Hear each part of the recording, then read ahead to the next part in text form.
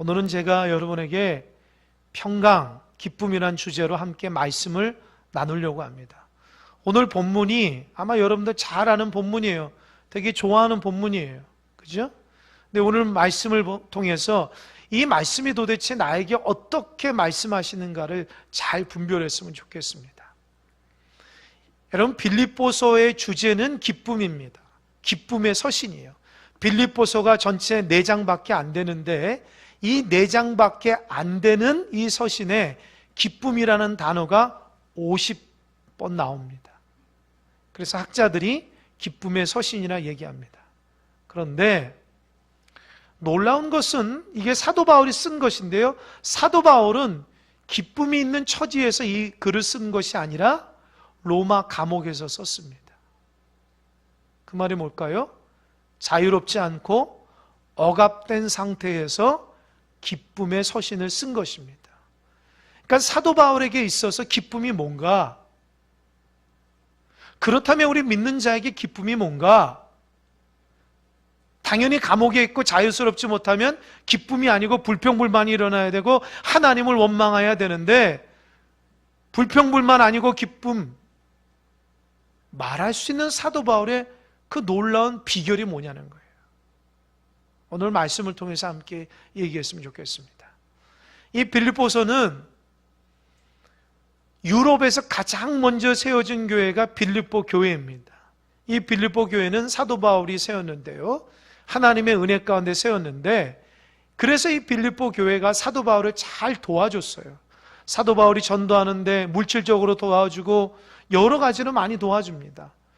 사도 바울이 로마 감옥에 갇혔다는 소식을 듣고 빌립보 교회에 있는 에바브로디도라는 사람이 빌립보 교회의 사람들의 후원을 받아가지고 사도 바울을 돕기 하기 위해서 로마 감옥에까지 갔어요.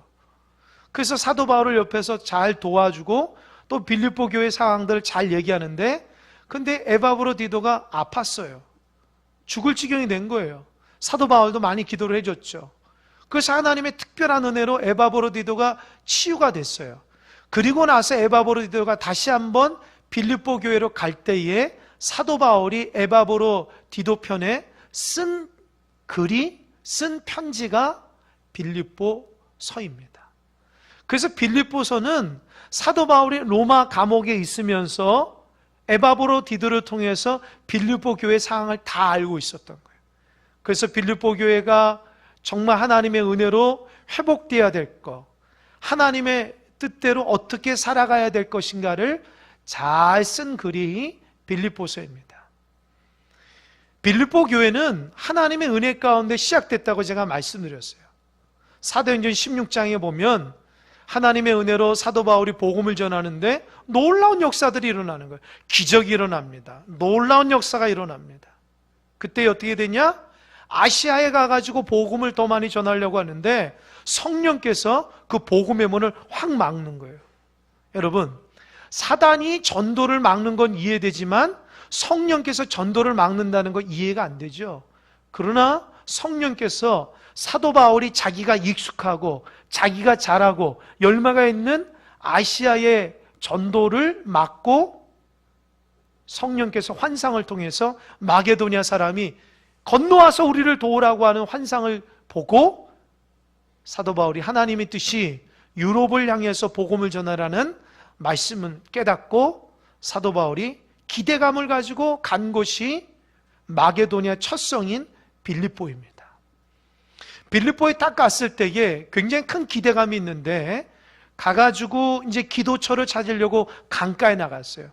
그 당시에는 사도 바울이 강가에 가서 기도를 했던 것 같아요.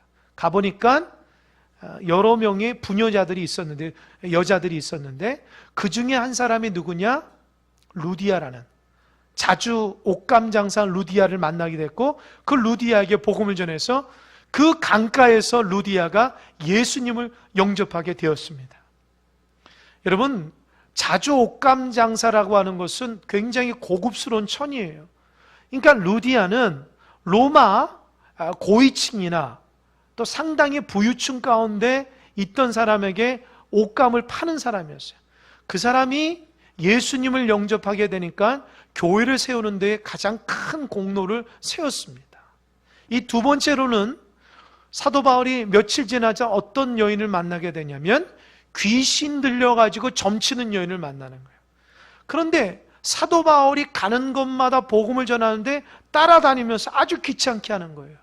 물론 사도 바울이 하나님께서 보내신 위대한 사람이라고 그 여인이 귀신의 입술을 통해서 얘기했지만 사도 바울은 그게 믿음의 고백이 아니었기 때문에 사단의 음성을 듣고 굉장히 불편한 거예요. 결국 며칠 참다가 예수님의 이름으로 그 여인에게 안수를 통해서 그 여인을 괴롭혔던 귀신을 쫓아냈습니다. 그러니까 이 여인이 귀신에 사로잡혀서 점을 쳐가지고 주인에게 돈벌이를 했었는데 더 이상 주인들이 이 여인이 돈벌이를 못하게 하니까 사도 바울 일행을 고발한 거예요. 그래서 빌립보 감옥에 갔습니다. 거기에서 누구를 만나냐? 간수를 만난 거예요. 사도 바울이 빌립보 감옥에 갇혔을 때 어떤 생각을 하겠습니까? 아니 도대체 하나님이 아시아 전도를 막고 유럽으로 복음을 전하게 했는데 이게 뭡니까 하나님? 열심히 전해도 부족할 판인데 왜 감옥에 우리를 갇히게 했습니까? 이렇게 불평불만해야 되겠죠. 그러나 사도 바울은 불평불만하지 않았습니다. 하나님의 뜻이 있겠다.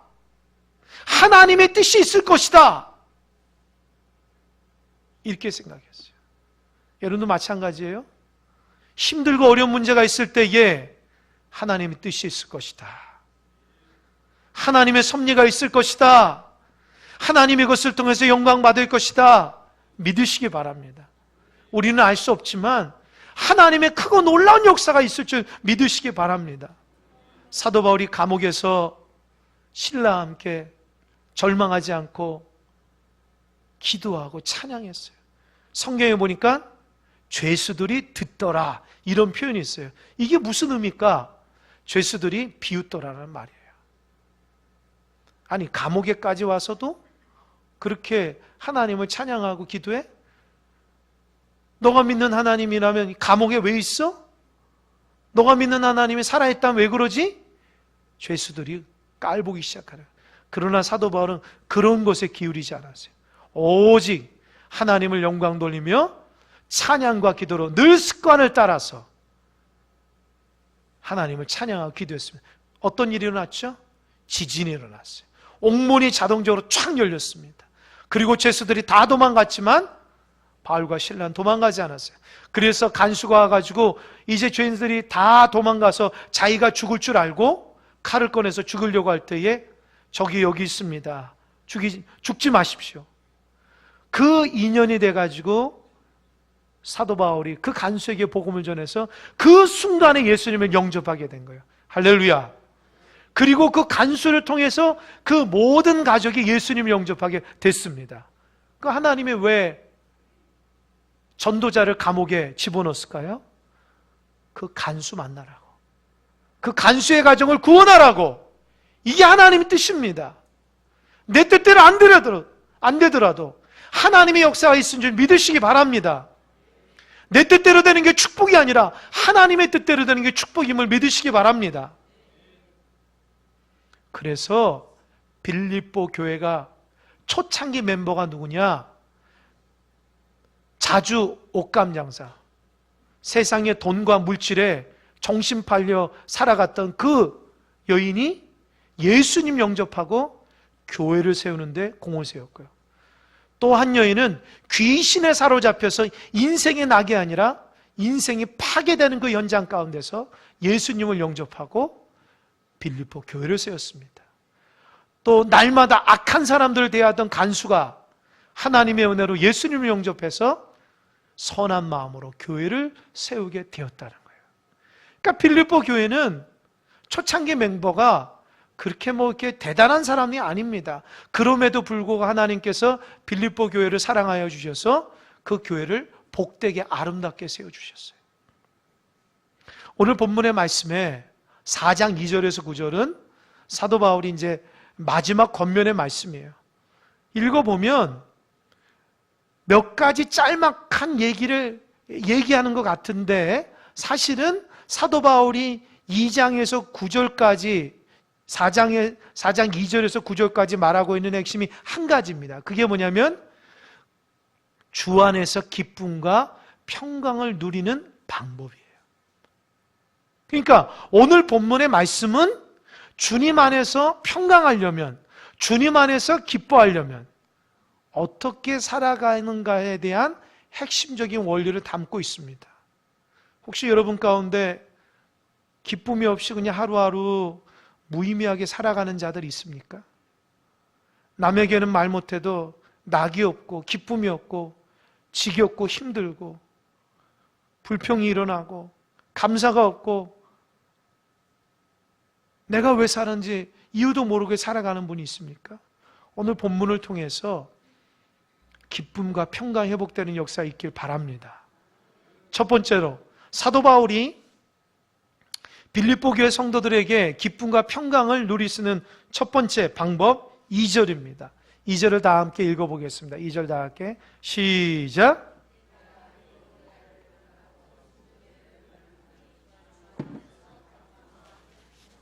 예. 이 2절에서 두 여인이 나옵니다. 유오디아와 순두계 여인입니다. 이 여인이 누구냐? 빌립보 교회를 처음에 세웠을 때 아마 초창기 멤버 같아요. 그리고 이 여인들임에도 불구하고 지금 이 시대가 지금으로부터 몇천 년, 아주 거의 2000년 전에 있던 사람들임에도 불구하고 교회에 영향력 있는 지도자급 여인들이었어요. 그러니까 그 당시 여자가 그렇게 대우받지 않았던 그 시대에 교회 안에서 지도자적인 인물로 된 여인 두 명이 있다면 유오디아와 순두계라는, 그러니까 어마어마하게 헌신되고 어마어마하게 하나님을 사랑했던 그런 사람들입니다. 그리고 사도 바울이 빌립보 교회를 세워나갈 때에 옆에서 잘 도와줬던 여인들입니다. 그런데 사도 바울이 전도 여행을 떠나면서 그 교회를 떠나고 나니까 들려오는 소식에 지도자인 유오디아와 순두계가 갈등을 겪기 시작했다는 거예요. 이 갈등 때문에 교회에 많은 문제를 일으켜 세웠다는 거예요. 왜 그럴까? 유오디아 순두계가 왜 갈등을 일으켜 세웠을까요? 추측해 볼 수 있는 것, 첫 번째로는 하나님을 향한 사랑, 신앙 다르기 때문일까요? 아닙니다. 하나님을 향한 사랑과 신앙은 누구보다도 앞선 사람들이에요. 근데 왜 갈등이 일어났을까요? 일하는 방식이 달랐기 때문입니다. 여러분 잘 들으시기 바랍니다. 교회는 다 같은 신앙이지만 사람마다 성격이 다 달라서 일하는 방식이 다 달라요. 어떤 사람은 이렇게 하는 게 더 좋을 것 같고 어떤 사람은 이렇게 하는 게 더 좋을 것 같아요. 그것이 자기가 경험한 것이 전부인 양 생각하고 그렇게 생각하며 살아갑니다. 그러다 보니까 갈등이 일어나는 거예요. 같은 신앙을 갖고 같은 생각을 가져도 일하는 방식이 다르니까 갈등이 일어나는 겁니다. 당연한 것입니다. 교회 안에서 다 사람들이 다르기 때문에 갈등이 일어날 수밖에 없는 상황입니다. 그럼에도 불구하고 사도 바울이 뭐라고 그랬어요? 주 안에서 같은 마음을 품는, 같은 마음을 인간적인 마음으로 품지 말고 주님 안에서 품으라는 겁니다. 할렐루야. 성도가 주님의 마음을 품어야 됩니다. 성도가 저 사람 마음 품고 이 사람 마음 품는 게 아니라 주님의 마음으로 같이 품어야 됩니다. 할렐루야. 그래야지 하나 될 수 있습니다. 내 방식대로 안 된다고, 내 생각대로 안 된다고 힘들어하지 마십시오. 우리는 내 뜻이 안 이루어져도 하나님의 뜻이 이루어지면 되는 것입니다. 그렇다면 우리는 주님의 마음을 품고 섬기면 됩니다. 주님의 영광을 위해서 헌신된 우리들이 힘들고 어려운 문제가 만날 때마다 어떻게 반응해야 되겠어요? 어떻게 반응해야 되겠어요? 내 뜻대로 되지 않으니까 불평불만을 쏟아내야 되겠습니까? 어떻게 해야 되겠습니까?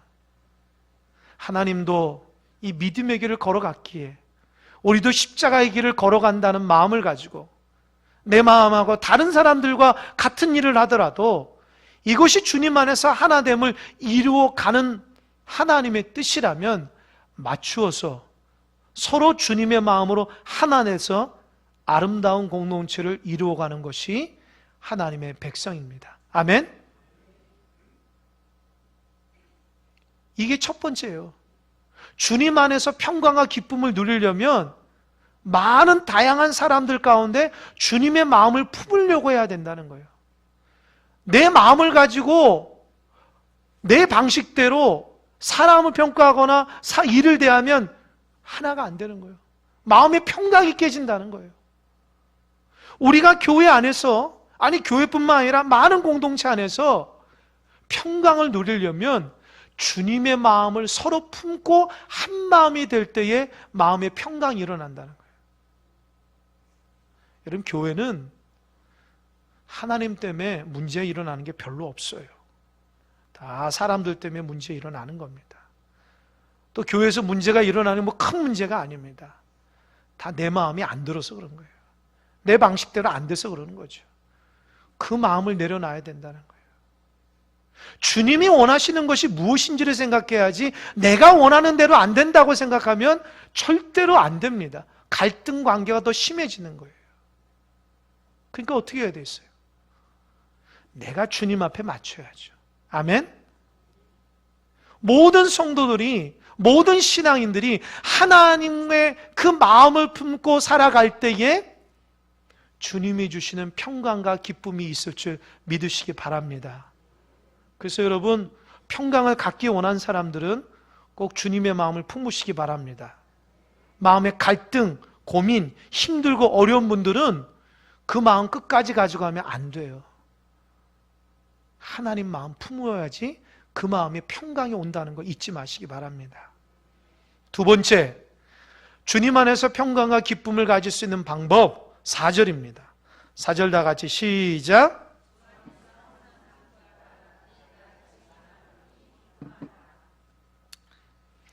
기뻐하라는 단어가 두 번 나오죠. 그러나 기뻐하라는 말의 앞에 주 안에서예요. 그리고 항상. 여러분, 우리 교회에서도 보면 웃고 다니는 사람이 거의 없습니다. 말로는 기뻐하고 즐겁다고 하면서도 늘 마음이 환하게 웃는 사람이 거의 없어요. 오히려 교회는 사람들이 뭐가 힘든지 이렇게 힘들고 어려운 눈으로, 얼굴로 다니는 사람이 상당히 많이 있습니다. 왜 그럴까요? 하나님을 믿으면서도, 신앙을 가지면서도 그 신앙이 나에게 영향력을 발휘하지 못하는 거예요. 오히려 세상 사람들이 얼굴이 더 밝은 모습을 볼 때가 있습니다. 여러분, 왜 그럴까요? 우리가 주님 안에 있을 때에 기쁜데, 우리가 신앙생활 하면서도 주님 안에 있지 못하니까 기쁨이 사라지는 거예요. 주 안에 있어야 됩니다. 주님이 우리를 붙들어 주셔야 됩니다. 세상 사람하고 똑같은 근심 걱정 있더라도 우리는 주 안에 있는 사람들이에요. 그러니까 주님 주시는 평강으로 살아가야 되는 것입니다. 하나님이 우리를 지키시고 있다라는 거예요. 외적인 것 때문에 기뻐한다면 우리 기뻐할 사람이 몇이나 되겠어요. 그러나 내적으로 주님이 함께 하시니 기쁜 것입니다. 아멘? 주님이 나와 함께 하시니 기쁜 것이에요. 우리 옆에 분에게 주님 안에서 기뻐하시기 바랍니다.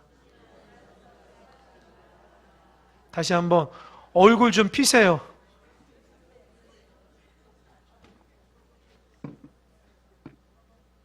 여러분, 주님 안에서 교회에서는 만나면 너무너무 기쁘고 즐거워서 막 안아주고 손붙잡고 즐거운 공동체가 돼야 됩니다.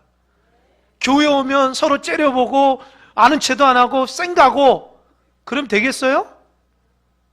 안 되죠.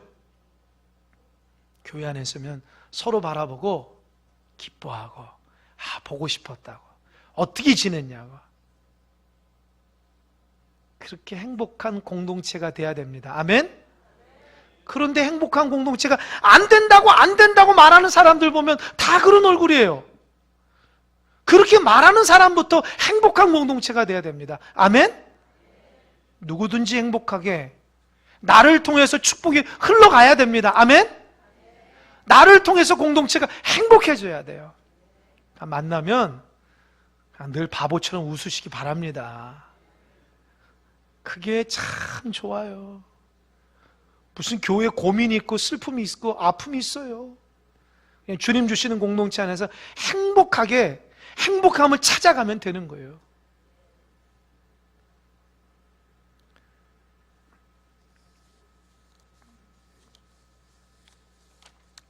참 이 예화를 하나 드리는데요. 제가 마음에 감동을 받았어요.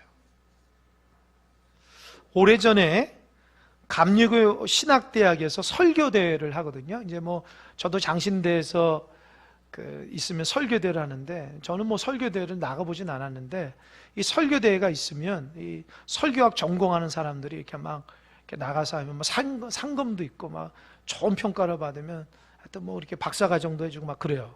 이 감리교 신학대학에서 설교대회가 있는데, 거기에서 한 전우사님이 한 예화입니다. 남편을 일찍 잃고 어렵게 딸을 키우며 산 어머니가 있었습니다. 유일한 어머니의 희망이었던 이 아이가 이제는 어엿한 교수가 되었습니다. 어머니의 사랑과 희생을 아는 이 딸은 어머니의 은혜에 보답하고 싶었고, 어느 날 어머니에게 묻습니다. 엄마, 소원이 있으면 말해보세요. 제가 들어드릴게요. 그러자 신앙생활을 열심히 하고 있었던 어머니는 딸에게 교회에 가는 것이 소원이라고 말합니다. 딸은 기꺼이 어머니와 함께 교회에 갔습니다. 그런데 딸은 교회에 간 첫날 좋지 못한 모습을 많이 보았습니다. 서로 험담하는 여자들, 불의를 청탁을 하는 장로님, 식당에서 서로 먹겠다고 다투는 사람들 등. 예배를 마치고 집에 돌아온 딸은 엄마에게 말합니다. 엄마, 나 다음부터 교회 안 나갈래요. 그러면서 자신이 교회에서 보았던 안 좋은 많은 일들은 조목조목 이야기하기 시작한 거예요. 그러자 어머니가 그 소리를 다 듣고 이렇게 얘기합니다. 사랑하는 딸아, 엄마는 수십 년 교회를 다니면서 예수님 얼굴밖에는 보지 않았는데 너는 하루 동안에 참 많은 것을 보았구나. 다시 말씀합니다.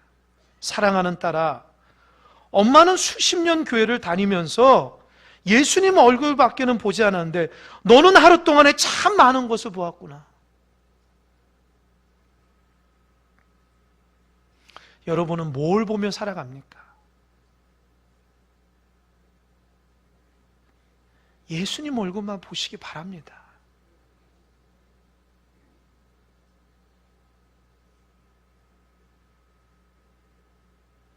우리가 신앙생활하면서 예수님 얼굴 말고는 다른 게 볼 거가 없어요. 실망하고 낙망하게 됩니다. 아니, 실망하고 낙망한다고 하는 그 사람들도 어찌 보면 다른 사람에게 실망하고 낙망을 주는 사람들입니다. 너나 나나 다 똑같은 사람들이에요. 다 죄인이고 부족한 사람들입니다. 그래서 주님 안에서, 교회 공동체 안에서 행복을 찾으려면, 평강을 찾으려면 주님의 얼굴만 봐야 되는 것이에요. 이것이 주 안에서 항상 기뻐하라는 거예요. 우리가 의롭기 때문에 남을 정죄하는 게 아닙니다.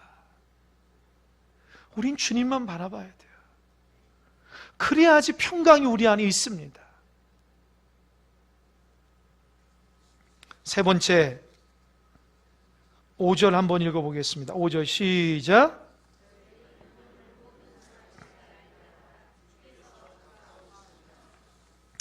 여러분, 관용이란 말이 뭘까요? 관용이라는 것은 이해를 내주고 품어주는 자세입니다.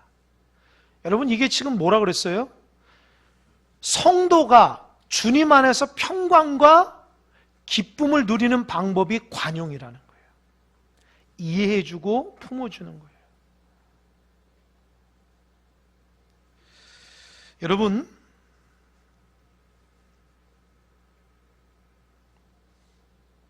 우리는 다 다른 사람들입니다. 다 달라요. 달리 얘기하자면 우리는 죄인이거든요. 그런데도 주님이 우리를 십자가에 못 박혀서 우리를 구원해 주셨습니다. 죄인인 우리를. 그렇다면 주님의 용서함을 받은 사람들이잖아요. 주님이 얘기합니다. 내가 너를 용서한 것처럼 남도 용서하라. 아멘. 이것이 공동체 안에서 행복하고 평강과 기쁨을 누릴 수 있는 방법이라는 거예요. 이 조이스 마이어라는 사람이 쓴 단순함이 주는 기쁨이라는 이 책에 있는 글이에요. 어떤 문제가 있든 당신이 화내지 않는다면 사탄은 아무런 힘도 행할 수 없습니다. 고요하고 평화로우며 신뢰하는 태도를 잃지 않는 것이 능력입니다. 반대로 사탄의 능력은 당신을 동요케 하고 두렵게 만들어서 당신의 힘을 소진하게 합니다. 어떤 역경을 겪고 있다면 단순하게 고요한 평정을 찾으려고 노력해 보십시오. 혼란스럽고 절망스러운 순간을 맞을 때마다 멈춰서서 지금 사탄이 무엇을 하려 하는가 하고 스스로 물어보십시오. 고통 속에서도 우리가 기쁨과 평안을 잃지 않을 때 성령은 역사하십니다. 고난 안에 있으면서도 예수 그리스도의 평강 안에 있다면 우리는 힘을 얻을 수 있습니다. 참고, 견딤, 평온함, 쉼과 같은 성경의 단어는 모두 같은 뜻을 지니고 있습니다. 기쁨과 평안을 잃지 말라는 것입니다. 우리는 이미 극복한 사람이 아닙니다. 하지만 언제나 극복하는 자가 되어야 합니다. 예수님 안에서 우리는 언제나 승리의 확신을 가질 수 있습니다. 예수님께서 각각의 상황에서 당신과 함께 하실 것입니다. 아멘. 제가 이 글을 읽는데 마음에 감동받았어요. 우리가 마음에 요동과 평강을 깨치는 게 뭐냐? 화내는 거라는 거예요. 화내는 것이 사탄이 가장 좋아한다는 거예요. 사탄은 언제든지 우리에게 화냄을 통해서, 분냄을 통해서 우리의 평정심을 깨트리는 사명을 감당한 사람이 사탄이라는 거예요. 그러나 우리 예수님은 우리 안에서 평강과 기쁨이 있기를 바란다는 거예요.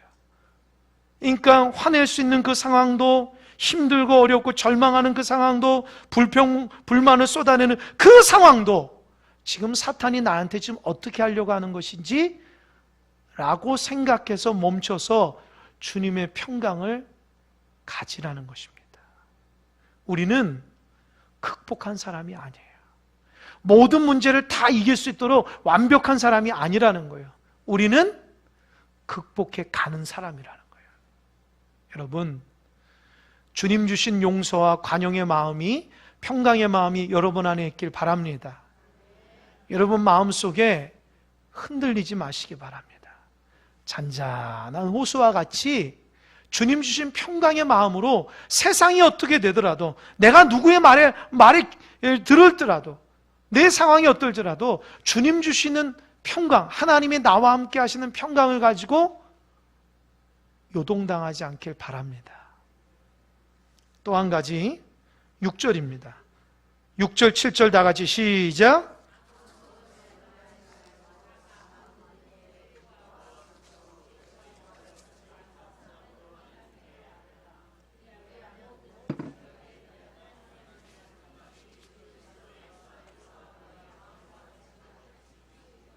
아멘. 그러니까 성도가 평안과 기쁨을 누릴 수 있는 또 한 가지 방법은 기도라는 거예요. 기도 참 중요합니다. 근데 사도 바울이 여기에서 뭐라고 그랬어요? 기도 열심히 해라, 최선을 다해라, 크게 부르짖어라, 그렇게 얘기하지 않고 한 가지, 두 가지. 첫 번째, 제발 염려하지 않고 기도하라는 거예요. 기도했으면 염려하지 말아야 되는데 우리는 기도할 때마다 염려가 가득 차요. 하나님이 응답해 주지 않을 것처럼 불안한 마음을 가지고 기도한다고요. 그러지 말라는 거예요. 여러분, 기도할 때에 염려를 갖지 않고 오히려 감사하는 마음을 가지라는 거예요. 할렐루야. 감사는 왜 감사? 하나님이 이 문제 해결할 줄 믿고, 아니 이 문제를 하나님이 선한 뜻대로 나를 인도할 줄 믿고 감사하면서 기도할 때에 하나님이 그리스도 예수 안에서 나의 마음과 생각을 지켜주신다는 거예요. 할렐루야. 사람이 마음과 생각이 딱 기준이 잡히면 어떤 상황 속에서 흔들리지 않아요. 그런데 소위 신앙인이고 열심히 기도하는 사람들 보면 기도하고 나서 근심이 더 많아. 불평불만이 더 많아. 왜 기도를 하는 거예요? 하나님 앞에 염려를, 하나님 앞에 불평불만, 하나님 안 들어준다고 불평불만하는데 왜 기도를 하는 거예요? 오히려 감사함으로, 믿음으로 하나님이 지켜줄 줄 믿고 다른 거 염려하지 않고 기도한다는 거예요. 할렐루야.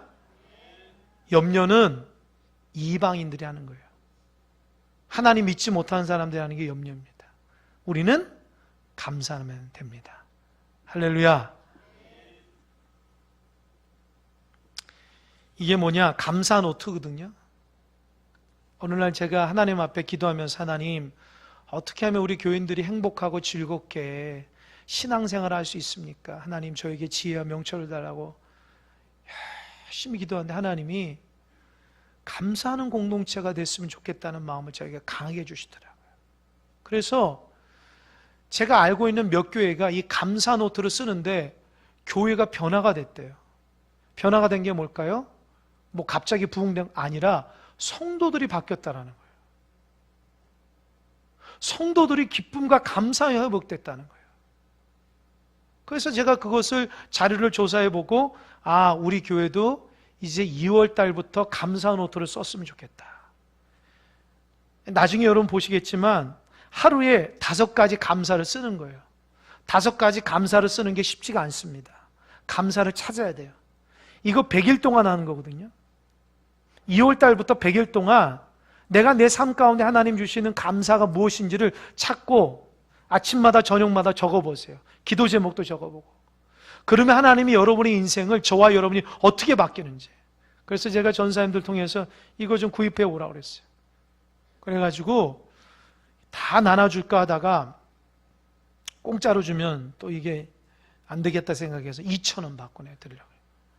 2,000원 없는 분은 저한테 얘기하세요. 제가 선물로 드릴게요. 여러분 100일 동안 하나님 앞에 내 삶을 감사로 채웠으면 좋겠어요.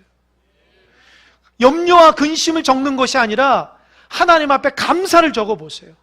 그리고 100일 동안 내 삶 가운데 혁명과도 같은 삶이 달라질 겁니다. 우리가 습관적으로 불평불만을 많이 합니다. 부정적인 생각을 간뜩 안고 살아갑니다. 그러나 감사와 기쁨을 안고 살아가는 사람은 그렇게 적어요. 이제부터 우리 교회가 그런 감사함이 넘치는 교회가 되길 바랍니다. 혹시 가져왔나요? 아직 배달됐어요? 배달됐으면 우리 전사님들한테 좀 구입하시기 바랍니다. 그리고 2월 달부터 뭐 지금 해도 괜찮아요. 한번 도전해 보세요. 하루에 5가지. 그리스도 안에서 평강을 갖는 또 한 가지 방법이 있습니다. 8절입니다. 8절 다 같이 시작.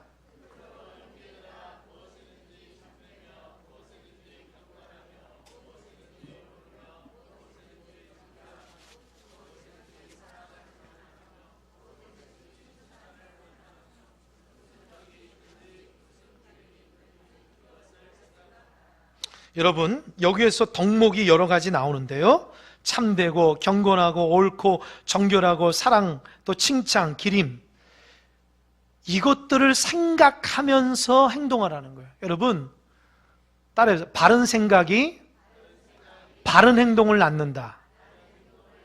신앙인들이 바른 생각을 가지고 바른 행동이 나와야 돼요.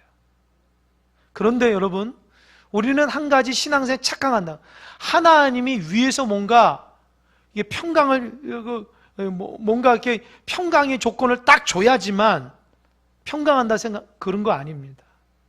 오늘 본문의 말씀은 이 8가지 항목들을 하나님 안에서 실천할 때에 평강이 온다는 거예요. 보세요. 9절. 너희는 내게 배우고 받고 듣고 본바로 행하라. 그리하면 평강의 하나님이 너희와 함께 계시리라. 아멘. 실천할 때에 평강의 하나님이 오신다는 거예요. 그러니까 신앙생활하면서 아무것도 실천하지 않고 가만히 있으면 평강이 올까요? 아니다라는 거예요. 착각하지 마시기 바랍니다. 평강은 하나님의 은혜대로 신앙생활할 때 평강이 오는 거예요. 하나님이 주시는 신앙적인 덕목을 가지고 내 삶 가운데 하나님이 옳은 것이 무엇인지, 칭찬받은 것이 무엇인지, 하나님 앞에 사랑받은 것이 뭔지를 그렇게 실천하며 살아갈 때에 평강의 하나님이 그 실천하는 삶 가운데 나에게 주신다는 거예요. 할렐루야. 아마 여러분들 중에는 신앙생활 하면서 아유, 그저 목사님 그냥 교회만 그냥 일주일에 한 번만 왔다 갈게요, 그러신 분도 있어요. 아유, 다 귀찮아요, 그냥 일주일에 한 번씩만 와서 그냥 예배만 드리고 갈게요, 이렇게 생각하는 분도 있습니다. 그것도 저한테는 고맙고 감사해요. 아니, 하나님도 귀하게 여길 겁니다. 그러나 여러분, 정말 신앙의 참된 의미와 신앙생활하면서 참된 기쁨과 신앙의 참맛을 알려면 신앙적인 행동을 할 때에 그 참맛을 알 수 있다는 거예요. 아무것도 안 하고 신앙생활하면 잘 될 것 같은데 기쁨이 없어요. 한번 속으로 대답해 보세요. 그냥 일주일에 한 번 정도 와가지고 신앙생활하는데 기쁘고 평안하던가요? 아니면 힘들고 어려도 예배생활하고 기도생활하고 주님 의지하며 막연히 사면 감당할 때에, 나아갈 때에 주님 주시는 평강이 있습니까? 없습니까? 이게 신앙의 신비라는 거예요. 여러분, 태양에 가까이 갈수록 그 따뜻함을 느끼는 거예요. 멀어지면 따뜻한 게 아니에요. 가까이 갈수록, 주님께 가까이 갈수록 그걸 느끼는 거예요. 피부로요. 그래야지 신앙이 기쁘고 행복한 것입니다. 결론을 맺겠습니다. 여러분, 성도가 주님 안에서 기쁨과 평강을 하려면 공동체 안에서 주 안에서 한 마음을 품기 바랍니다. 두 번째로는 주님 안에서 기뻐하시기 바랍니다. 세 번째는 서로 관용을 베푸시기 바랍니다. 네 번째로는 염려하지 않고 감사하며 기도하시기 바랍니다. 그리고 하나님께서 주시는 그 신앙적인 덕목을 실천함으로 살아갈 때에 평강이 있을 줄 믿으시기 바랍니다. 올 한 해 평강과 기쁨이 여러분 삶 가운데 넘치시길 바랍니다. 한번 해보십시오. 하나님의 기쁨과 평강이 있을 것입니다. 이 시간 한 1분 정도 기도하며 하나님 앞에 좀 다짐하는 기도를 했으면 좋겠습니다.